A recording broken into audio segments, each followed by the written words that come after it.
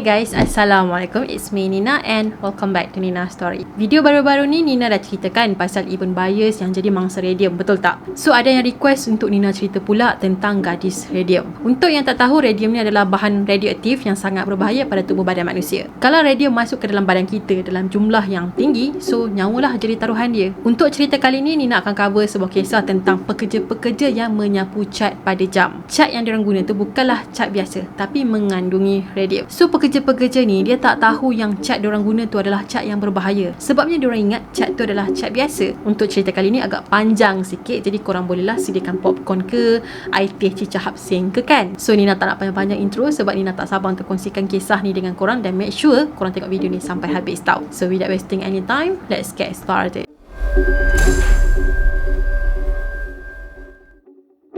Kisah gadis radium ataupun radium girl adalah tentang sekumpulan pekerja yang terdedah kepada jumlah radium yang sangat tinggi semasa diorang bekerja. Jadi diorang ni telah bekerja di sebuah kilang pembuatan jam di Amerika sekitar awal abad ke-20 dulu. Kebanyakan pekerja dekat kilang ni adalah orang perempuan. Jadi that's why lah diorang ni dipanggil sebagai radium girl. Pada masa tu, siapa yang kerja dekat kilang ni akan rasa hebat gila. Sebabnya kilang ni adalah kilang yang terbesar yang ada di Orange, New Jersey pada tahun 1917. Masa tu kilang ni baru ada 100 orang pekerja yang majoritinya orang perempuan. Lepas tu gaji yang ditawarkan pula tu sangat mahal tau. Dikatakan diorang ni dibayar gaji sebanyak 3 kali ganda daripada gaji purata. Dan kerja diorang ni sangatlah mudah, easy peasy. Kerja diorang hanya menyapu cat yang bercahaya pada permukaan jam. So bila jam tadi tu kan dia berada dalam keadaan yang gelap, pemilik jam tadi tu masih lagi boleh baca nombor-nombor jam. Sebabnya cat tadi itulah membantu nombor tadi tu mengeluarkan cahaya yang berwarna hijau. Kiranya bila gelap je, jam tadi tu auto bercahaya tanpa menggunakan bateri. Pada zaman tu, jam-jam yang bercahaya ni adalah sesuatu yang sangat hebat dan luar biasa. Sudah tentulah orang biasa ni dia tak akan mampulah untuk membeli jam tadi, dan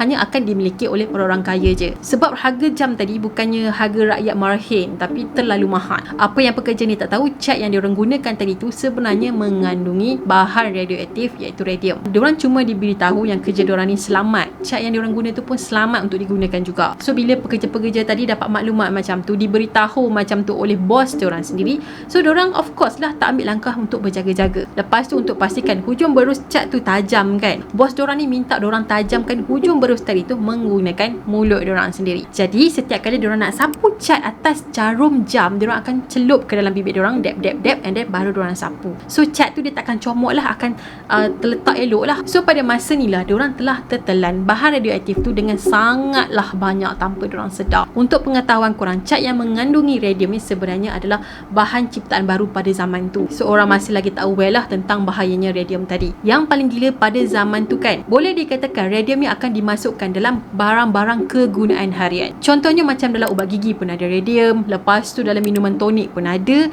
dan termasuklah dalam bahan kosmetik. Diorang masukkan radium ke dalam bahan kosmetik adalah untuk mencerahkan kulit diorang. Itu kalau diorang pakai bahan kosmetik tu banyak-banyak kan, mesti badan diorang ni glow macam jam tu juga, betul tak? Kalau ikut kajian, jangka hayat radium ni tersangatlah panjang dan lama, iaitu 1600 tahun. Selagi radium tu wujud, ada kat mana-mana sampel, radium ni akan terus tersebar ke mana-mana je. Yang paling bahaya kalau radium tadi tu ada dalam tubuh badan manusia, sebabnya benda tu boleh merosakkan tulang kita dan juga tisu-tisu badan. Selama bertahun-tahun, radium girl ni bekerja dekat kilang tadi tanpa ada sebarang perlindungan. Dikatakan cat-cat tadi ni telah pun masuk ke dalam badan diorang tanpa diorang sedar. Bila diorang habis kerja pada waktu malam kan, badan diorang dengan pakaian-pakaian diorang ni akan bersinar tau. Masa ni diorang memang tak fikir pelik-pelik lah, sebabnya bos diorang sendiri cakap yang cat yang diorang guna tu selamat kan. So diorang pun enjoy lah. Ada di antara pekerja-pekerja tadi tu kan akan pergi ke kerja pada hari Jumaat pakai gaun yang paling cantik diorang pernah ada. So bila diorang habis kerja, diorang akan pergi ke parti tarian lah pada malam weekend tu. Jadi bila radium tadi tu terkena pada pakaian diorang, automatik lah pakaian diorang akan jadi cantik pada malam tu. Bukan tu je, ada di antara diorang ni yang menggunakan radium tadi tu untuk cat dekat diorang punya kuku. Lepas tu diorang tabur pula kepingan-kepingan radium tu dekat rambut-rambut diorang supaya rambut diorang ni nampak bersinar. Tak cukup dengan tu je,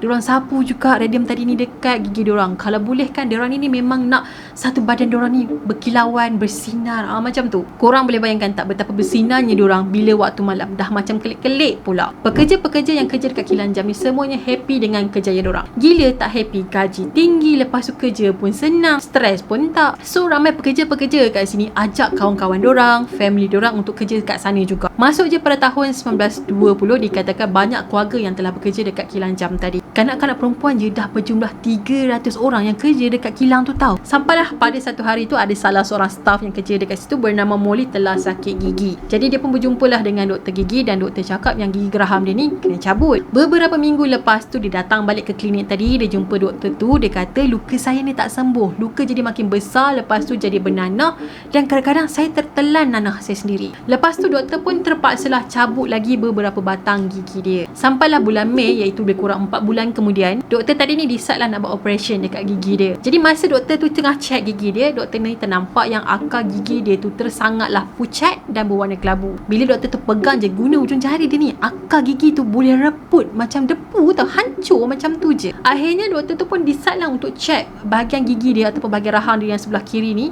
tanpa menggunakan apa-apa peralatan. Dia nak guna jari dia je. Dia risaulah kalau dia guna apa-apa peralatan, hancur pula semua gigi-gigi si Molly ni. Rupa-rupanya radium lah yang penyebab tisu-tisu yang ada pada rahang Molly mula mereput. Pada September 1922, iaitu setelah 8 bulan si Molly ni menanggung kesakitan selepas dia cabut gigi dia yang pertama, akhirnya Molly pun telah meninggal disebabkan tumor yang telah tumbuh di tekak dia. So dia tak boleh nak bernafas and then dia pun meninggal. Keadaan Molly digambarkan agak menyeramkan sebab dia punya rahang ni longgar, boleh tercabut bila-bila masa je. Just goyang atas bawah and then cabut. Dah boleh tertanggal guys. Bukan setakat rahang dia je yang dah terkeluar, tapi dia punya tebisan dalam telinga dia pun turut terkeluar juga. Rupa-rupanya radium tadi tu telah pun menembusi bahagian gusi dia and then telah tembus masuk ke dalam darah. Sebab itulah Molly ni menderita macam-macam penyakit sampailah dia meninggal. Bukan Molly seorang je yang sakit macam tu, tapi ada juga seorang pekerja dekat situ juga yang bernama Maggie. So dikatakan si Maggie ni dia ada masalah bahagian tulang belakang. Ada juga pekerja-pekerja yang lain pun sakit juga. Diorang ni ada yang kena kanser kulit, katarak, kanser tekak, gigi longgar, rambut gugur dan macam-macam lagi. Tapi masa tu diorang tak syak cat yang diorang guna selama ni itulah penyebab diorang dapat penyakit ni. Masa Molly meninggal, ramai yang fikir yang Molly meninggal disebabkan sifilis. Sebabnya pihak kilang ni nak lindungi rahsia diorang. Diorang tak nak diorang punya bisnes ni lingkup nanti. Bila orang ramai tahu punca sebenar kematian Molly adalah disebabkan diorang punya bahan cat tu. Jadi diorang pun mintalah doktor yang rawat Molly tadi tu untuk merahsiakan kematian Molly yang sebenar dan tulis dekat surat kematian tu mengatakan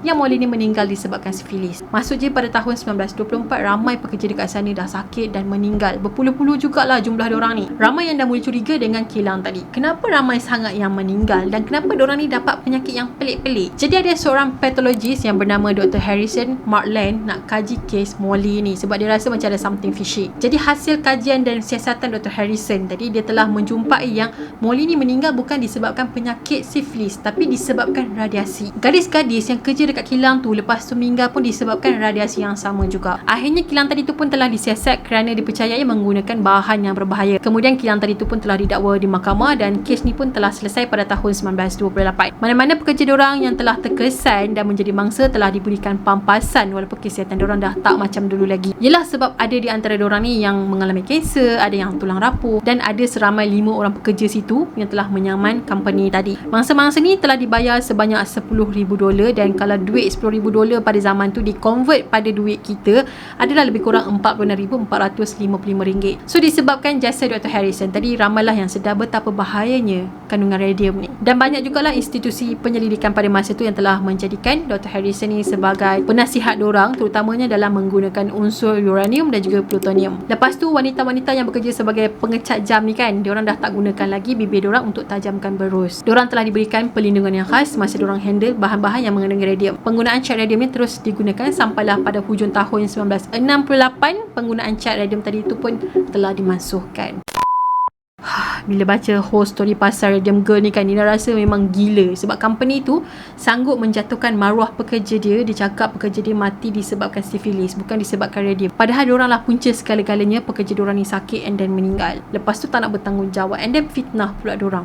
Memang gila-gila. Nasiblah ada Dr. Harrison tu yang kaji sebab dia rasa pelik. Kenapa kematian Molly ni macam pelik sangat? Sebab dia meninggal bukannya macam ada tanda-tanda sifilis. Sebab sifilis tak mungkin akan jadi seteruk macam tu kan. Macam kesan radiasi. Sebab kesan radiasi ni ni lagi teruk kot. Okay guys, itu sajalah perkongsian Nina untuk hari ni. Nina harap korang suka, dan kalau korang ada cadangan-cadangan yang menarik, korang boleh komen dekat bawah. Nanti Nina akan tengok, Nina baca, dan Nina akan try research lah. Kalau ada cukup maklumat, Nina akan kongsikan balik dengan korang, okay? Dan kepada korang yang belum lagi subscribe channel Nina, apa kata korang subscribe dulu di bawah sebagai tanda korang support channel Nina. Dan kalau korang ni jenis yang suka cerita seram, misteri, jenayah, kes-kes yang tak boleh diselesaikan, korang kena subscribe channel Nina. Sebabnya Nina akan menyajikan cerita-cerita yang menarik kepada korang nanti. Dan jangan lupa juga untuk follow Nina di Instagram dan juga TikTok. Kita akan jumpa lagi next video. Bye bye. Assalamualaikum.